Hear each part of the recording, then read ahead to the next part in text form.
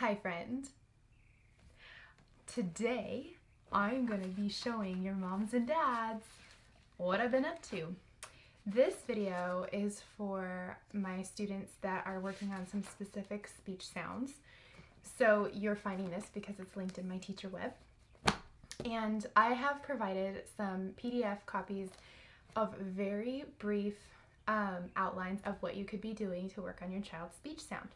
So what I'm going to do is I'm just going to show you really quick using what you can find on my teacher web. So these pages I've made quickly. I made them in 1 to 5 minutes, which shows that you could do it too if you have some maybe computer paper, or you could be doing this if you're doing, I know some of our teachers recommend if you have shaving cream, you could be doing this with a shaving cream on a cookie sheet kind of activity. You could be doing this with some very active play outside, on a slide, on your living room floor. There are endless ways to work on our speech sounds. This way, this is kind of what I come up with on the moment, in the moment during a speech session when I notice we need some extra work on getting our syllable shapes down before we start putting words together. Or if we're working on specific sounds, sometimes the specific sound is harder to put together for our mouth. So let's say we're working on p, but maybe that's hard to do by itself. We might actually need to go up and put it at the end of a vowel, or we might need to put it at the beginning of a vowel to kind of shape it out. So I'm going to talk about how I do that. And this is a good way for you to keep your child practicing his or her speech sounds at home right now. Again, very simple. So you'll see if you go on my teacher web, you'll see this. It's a PDF, it's outlined, and it is, you can make your own version of it. I'm using the speech sound p as an example, but if your child's working on a different one, you're gonna wanna put a different one there. So if you're doing g, if you're doing k, just use that one instead. So the way I'm doing this is for any initial speech sounds. So this chart, now see all the scribbles here?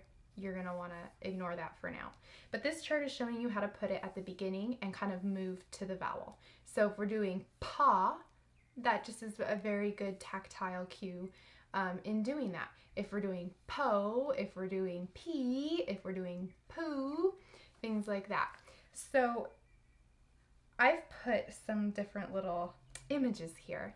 And the reason I did that was because there might be a need to make this a little bit more engaging and a little bit more fun. So you're gonna want to maybe make a road, and you can, again, draw this out. If you have like one of those carpets or rugs with the road on it, that's a really great way to do this.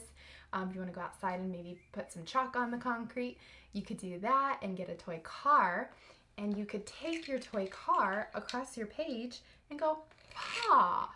So you have a start and a finish.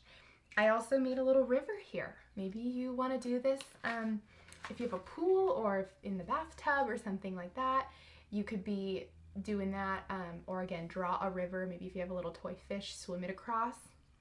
You can make a slide. You like my slide?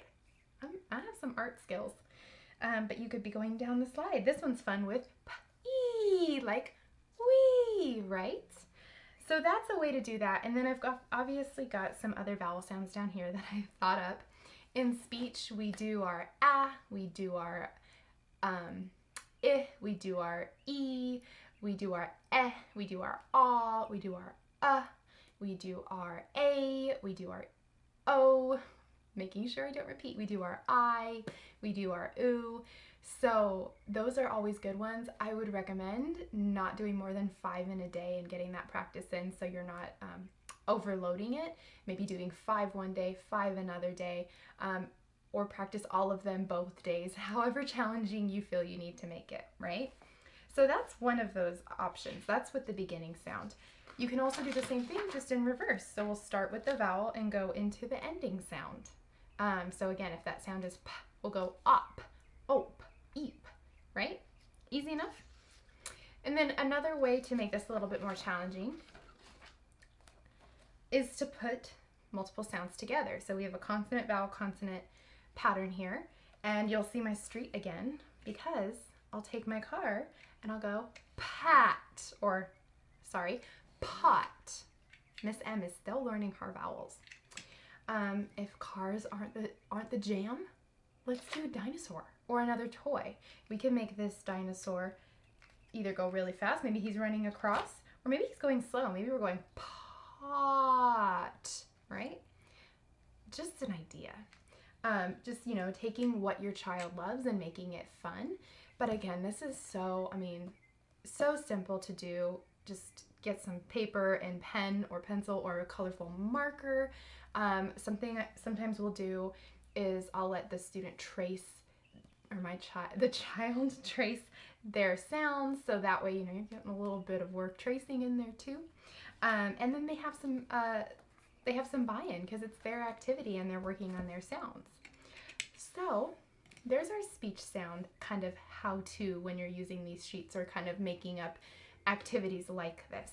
It's not too time-consuming, super easy, super, again, I'm having to be resourceful right now with what I've got at hand in my house. So I've got a notebook with a notebook paper and a marker or a pen.